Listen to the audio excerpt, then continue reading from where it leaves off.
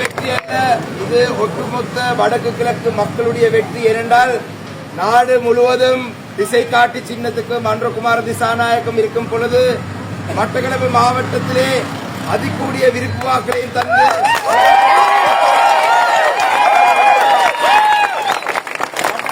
மக்கள் எனக்கு தந்திருக்கிறார்கள். வடக்கு கிழக்கு முழுவதுக்கும் இது ஒரு செய்தி. வடக்கு கிழக்கிலே 8 மாவட்டங்களிலுமே தமிழ் பிரதிநிதித்துவம் கிடைத்த ஒரே ஒரு கட்சி இலங்கை தமிழரசு கட்சி.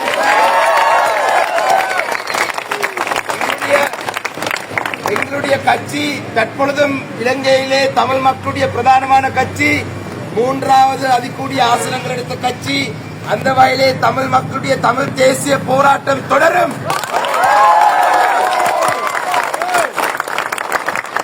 அதேபோலதான் என்னுடைய வெற்றிக்காக இம்முறை கதிரவழி தொடக்கம் துறைநிலாவணை வரை படுவாங்கரை எழுவாங்கரை வாழ் அனைத்து மக்களும் பங்களிப்பு செய்திருக்கிறார்கள். அந்த வகையிலே அந்த அனைத்து மக்களுக்கும் நன்றி.